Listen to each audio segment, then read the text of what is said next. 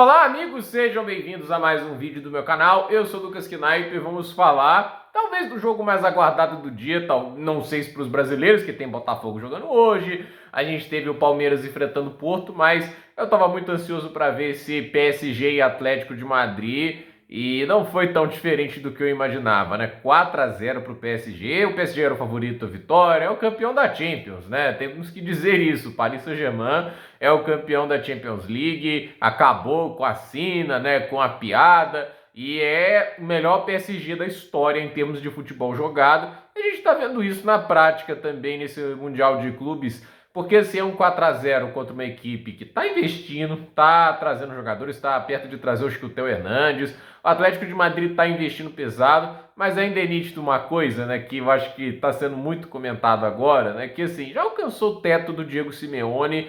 E para mim, assim, em certos momentos dessa partida pareciam dois esportes diferentes que as equipes estavam jogando. E essa nunca é uma impressão que você quer ter, ainda mais quando o jogo não se espera ser desequilibrado, né? Você pega, por exemplo, o Atlético de Madrid, os jogadores que eles têm. Tem ótimos jogadores ali, como é o caso do Julián Álvarez, estão prestes a contratar um Theo Hernandes. O goleiro deles é nada mais nada menos que o Jan Oblak, um dos melhores do mundo nos últimos anos. Então, assim, é aquele negócio, não é falta de material humano que o Atlético de Madrid carece, mas eu já falei aqui, o Diego Simeone, ele tem muitos méritos, é uma lenda do futebol, só faltou a Champions para fechar um currículo extraordinário.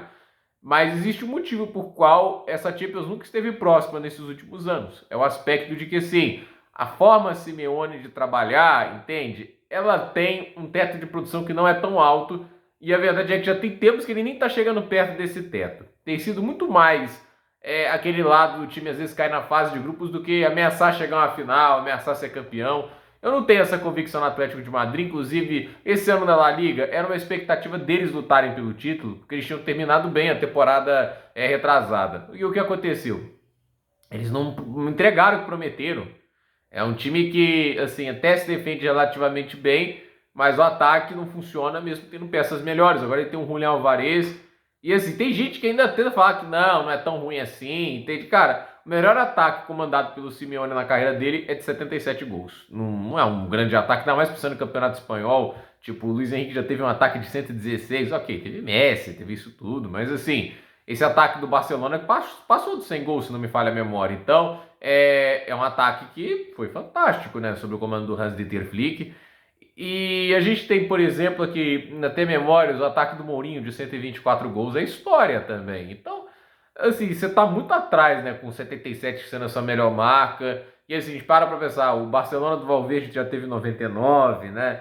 E o ataque é o calcanhar de Aquiles do Simeone. E não importa a qualidade das peças que ele tenha, ele parece nunca conseguir ali chegar nesse nível, né? Que já foi colocado ali por grandes nomes aí que estiveram trabalhando no futebol espanhol. O próprio Manuel Pellegrini, quando teve também lá no Real Madrid, também conseguiu ataques melhores e mais chamativos. E tem horas assim que não dá para segurar apenas jogando lá nesse modelo assim, estacionar o busão, esperar o contra-ataque, né, jogar em transição. Não é sempre que isso vai funcionar, entende? Tem que ter variedade, tem que ter alternativa, né? E não tem. O Simeone não tem. E aí ele é envolvido por esse jogo do PSG. E aí quando o PSG faz 1-0, não tem que sair pro jogo, né? Porque assim, já levou 1-0, e aí você tem que fazer o gol. Não consegue. O ataque desse time do Atlético de Madrid é muito na base de uma ligação direta e não tem uma boa assim, construção. Eu acho até assim, olho pro ataque do Atlético de Madrid, dá até frustração, né? Porque você vê assim, poderia estar melhor, né? Poderia estar mais organizado, poderia estar mais letal pelas peças que tem. Tem o Sorloth também, que é bom atacante. Nada disso, né? Um time que assim é bem chatinho de acompanhar, o Atlético de Madrid. E eu acredito que poderia estar sendo uma equipe que faria mais frente, tanto ao Real quanto ao Barcelona, e poderia ter conseguido ganhar mais nesses últimos anos. Mas é aquele negócio, eles estão muito apegados ao Diego Simeone, que é, obviamente, o técnico faz parte da história desse clube. O Diego Simeone, a gente sabe que ele conquistou títulos importantes, conquistou a La Liga, ele elevou o Atlético de Madrid de patamar, isso é bacana. Mas a questão é, ele fez isso, só que já tem anos que ele já não é mais um ativo do clube no lado positivo. Ele tem sido mais um cara que está freando o clube, porque as limitações dele têm sido problemáticas, né? Tipo assim, ele é limitado no ataque, não tem, acho que, contra-argumento contra isso, né? Por isso que eu acho assim, o Diego Simeone, ele precisa ou adicionar repertório ofensivo, né? Ou ele vai precisar montar a defesa mais sólida do mundo, que seja a prova até mesmo de um trabalho da qualidade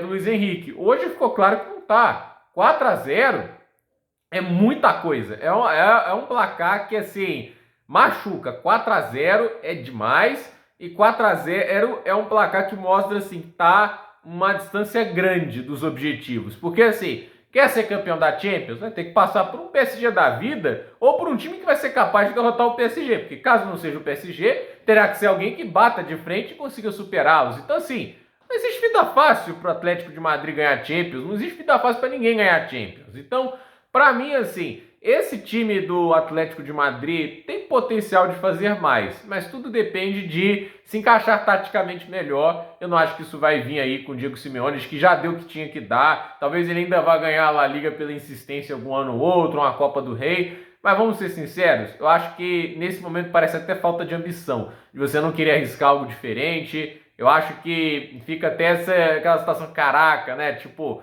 vamos ser ambicioso, né?